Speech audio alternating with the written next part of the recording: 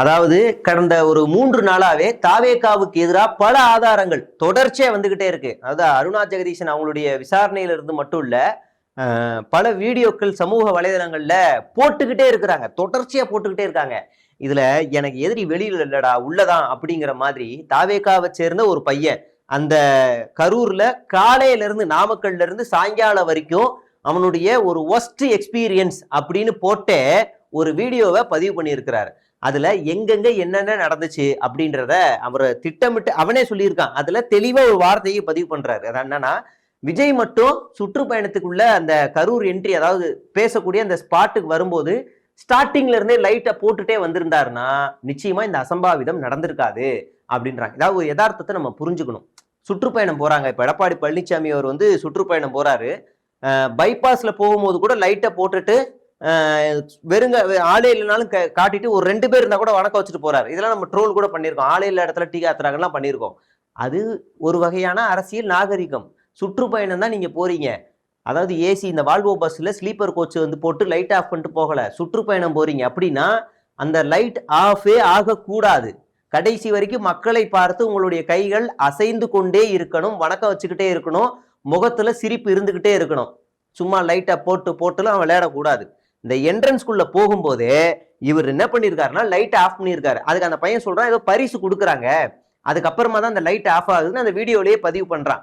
அதுக்கப்புறமா இந்த முனையில நின்னாங்களே, அந்த யதார்த்தத்தை புரிஞ்சுக்கோங்கன்னு சொன்னால, இந்த முனையில நின்னாங்களே, தெருவோட முனையில, அதாவது பஸ் அந்த ஜங்ஷன்ல பேசணும், பஸ் இப்ப இங்கதான் வந்துகிட்டு இருக்கு, இங்கேயே காவல்துறையை நிறுத்தி இங்கேயே பேசுங்க, உள்ள ஓவர் கிரௌட் ஆயிடுச்சுங்கிறாங்க. புசி ஆனந்தும் அங்க இருக்கக்கூடிய சம்பந்தப்பட்ட நிர்வாகிகளும் அதெல்லாம் முடியாது, ஏற்க முடியாது, நாங்க அங்கதான் போவோம், அங்கதான் ஸ்பீக்கர் இருக்குன்னு சொல்லி மறுத்ததா காவல்துறை சொல்லுது ஒரு பக்கம். ஆனா இந்த பஸ் உள்ள இருந்து என்ட்ரி ஆகுதுல்ல, இப்ப இங்க லைட் ஆஃப் ஆயிருக்கு, இங்க எல்லாருமே தொண்டர்கள் சுத்தி நிக்கிறாங்க, ஆயிரக்கணக்கான பேர் நிக்கிறாங்க. நான் காலையில இருந்து நிக்கிறேன், எப்படி காலையில இருந்து நிக்கிறேன், 12 மணிக்கு கரூருக்கு வர வேண்டியது, காலைல 10 மணில இருந்து நிக்கிறேன், 5 மணில இருந்து நிக்கிறேன், முன்னாடி நாளே நான் வந்துட்டேன்லாம் நிறைய பேர் பதிவு பண்றாங்க. அது பல ஊடகங்கள்ல இருக்கு. அப்ப நான் காலையில இருந்து நிக்கிறேன்னா 7 மணிக்கு நீங்க வரீங்க, சோ காட்டிட்டு 7 மணிக்கு வரீங்க, உங்க முகத்தை பார்த்தாதான் நான் போவேன்னு நின்றுகிட்டு இருக்கேன்.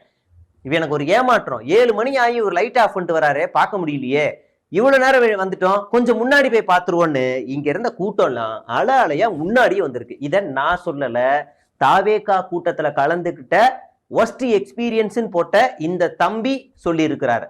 அந்த வீடியோவை நீங்க பாருங்க. கரூர் டிவிகே கூட்டத்தில் மூச்சு கூட விட முடியல. நாங்கள் 4:30 மணிக்கு கிளம்பி முனியப்பன் கோயில்கிட்ட போய் நின்ட்டோம். அவர் வண்டி முனியப்பன் கோயில்கிட்ட வரப்போ மணி 6:20 ஆயிடுச்சு. நாங்கள் புஷி ஆனந்த் அவருடைய கார் பாதுகாப்புக்கு எங்கள் அண்ணன் தான் போனாப்புல. அப்படியே அவர் கூடயே நாங்கள் பிரச்சாரம் நடத்துகிற அந்த ஸ்பாட் வரைக்கும் போயிட்டோம். அது வரைக்கும் நடக்கிற அளவுக்காச்சும் ஸ்பேஸ் இருந்துச்சு. அதுவும் இல்லாமல் இது ஒரே ரோடு தான்.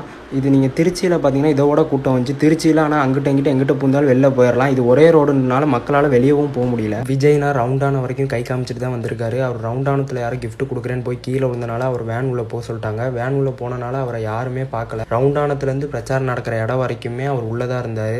அவர் வெளியே வந்திருந்தா கூட அந்த கூட்டம் கொஞ்சம் அப்படியே போயிருக்கும். அவர் உள்ளே இருந்தனால அவரை நோக்கி எல்லாருமே வர ஆரம்பிச்சிட்டாங்க பிரச்சாரம் நடக்கிற இடத்துக்கு. அந்த இடம் அதனாலேயே ரொம்ப கூட்டமாயிருச்சு.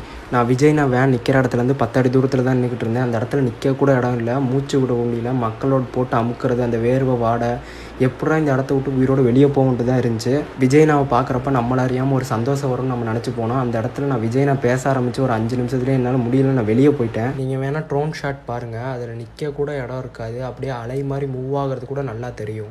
என்னடா இவ்வளோ பில்டப் பண்ணுறானேன்னு நீங்கள் நினைக்கலாம். அந்த இடத்துல இருந்தவங்களுக்கு இது புரியும். இனிமே வரப்போ குழந்தைகள், லேடிஸு, பெரியவங்க எல்லாம் வரப்போ கொஞ்சம் யோசிச்சுவாங்க. நாங்கள் போன 3 பேருமே ஒவ்வொருத்தரும் எங்கிட்ட போனோன்னே தெரில, பிரிஞ்சுட்டு எல்லாருமே வெளியே போய் ஒரு தண்ணி பாட்டில் வாங்கி குடிச்சதுக்கப்புறம் தான் எனக்கு உசுரே வந்துச்சு. என் கண்ணு முன்னாடி 4 பேர் மயக்கம் போட்டாங்க, 2 பேர் தூக்கிட்டு ஓடுறாங்க மயக்கம் போட்டு, விக்ஸ் வந்தெல்லாம் தூக்கிட்டு ஓடுறாங்க. ஃபோனில் சிக்னலும் இல்லை. வெளியே முனியப்பன் கோயில்கிட்ட வந்ததுக்கப்புறம் தான் சிக்னலே கிடச்சிது. அதுக்கப்புறம் எப்படியோ 3 பேரும் ஒன்றாகி வீட்டுக்கு சேஃபாக வந்துட்டோம். அந்த இறந்த 39 பேருக்கும் ஆன்மா சாந்தி அடையணும், ஆஸ்பத்திரியில் ட்ரீட்மெண்ட் பார்க்குறவங்க எல்லோரும் சீக்கிரம் குணமடைந்து வரணும்னு ஆண்டவனை பிரார்த்தித்து இந்த வீடியோ முடிச்சுக்கிறேன். எல்லோரும் சேஃபாக இருங்க. அடுத்ததா இன்னொரு பையன் ஒரு வன்முறை, அதாவது ஒரு ஆர்வக்கோளாறுன்னு சொல்லலாம், ஒரு வன்முறையில வார்த்தைகளை பீச்சி அடிக்கிறான். வார்த்தைகளை பீச்சி அடிச்சுட்டு வன்மத்தை கக்கிட்டு டக்குன்னு ஒரு ஸ்டோரி போடுறான். கைஸ் நான் தெரியாம பண்ணிட்டேன், என் வீடியோ டெலிட் பண்ணிட்டேன் அப்படின்னு சொல்லி ஒரு ஸ்டோரி போட்டா அந்த ஐடியை பண்ணிடுறான். இவனை நம்ம எந்த குறையும் சொல்ல முடியாது. இப்பதான் அரசியலுக்குள்ள வரா, ஒரு இளைஞனா இருக்கிறான், அதெல்லாம் வேற. ஆதவ அர்ஜுனா ஒரு வன்மத்தை கக்கிட்டு பயந்து போய் வீடியோவை டெலீட் பண்றாரு. RSS விட படுகோழைத்தனம் இந்த ஆதவ அர்ஜுனா பண்ணது. ஒரு வன்மம், ஒரு வன்முறையை தூண்டக்கூடிய ஒரு செயல், இறையாண்மை இந்த நாட்டுடைய இறையாண்மைக்கு எதிராக செயல்பட்டுட்டு பட்டுன்னு இந்த வீடியோ அந்த போஸ்டை டெலீட் பண்றாரு ஆதவ அர்ஜுனா. அதாவது ஜென்சி கிட்ட தூண்டி விடுறது, இவர்கள் மூலியமா தான் புரட்சி வெடிக்கும் அப்படின்னு எச்சரிக்கை விடு மாதிரி அந்த போஸ்டை போட்டுட்டு அவரு டெலீட் பண்றாரு. அடுத்ததா மக்களை குறிப்பிட வேண்டிய ஒரு விஷயம், இது பொதுமக்கள்னு தாண்டி தாவேகாவினுடைய உறுப்பினர்களா இருக்கக்கூடிய நீங்க தயவு செய்து இந்த வீடியோ இந்த போர்ஷன் மட்டும் கேளுங்க.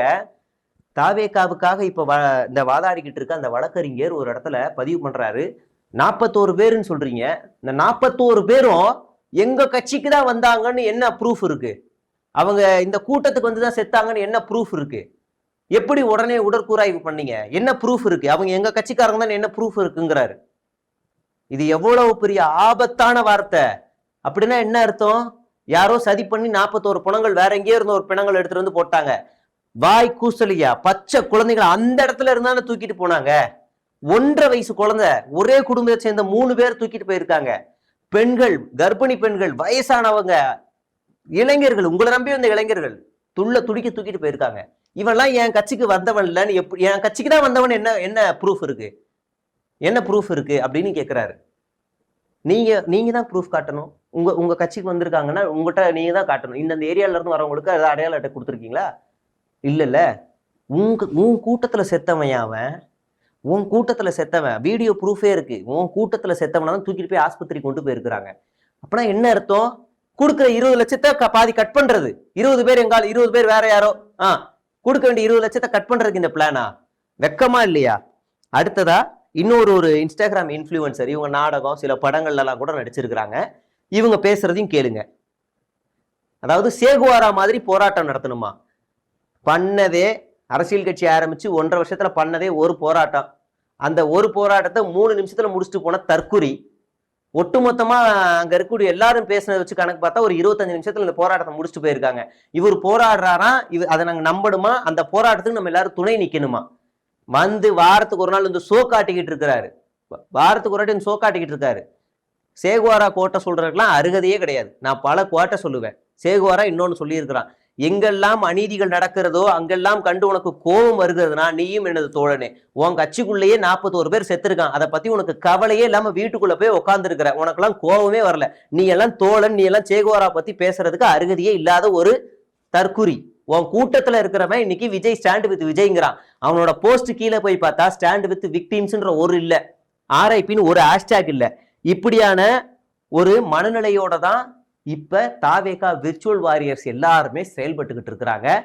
இந்த அவதூறுகளை பரப்புவர்கள் மீது தொடர்ச்சியா நடவடிக்கைகள் எடுக்கப்பட்டுக்கிட்டு இருக்கு.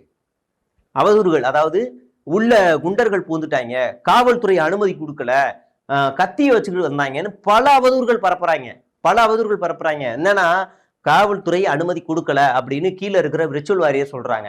இத ஒரு ஓப்பன் ஸ்டேட்மெண்டா ஆதவ அர்ஜுனா, இல்ல ராஜ்மோகன், இல்ல அருண்ராஜ், இல்ல புஷி ஆனந்த், இல்ல விஜய் ஓப்பன் ஸ்டேட்மெண்டா கொடுக்க சொல்லுங்க.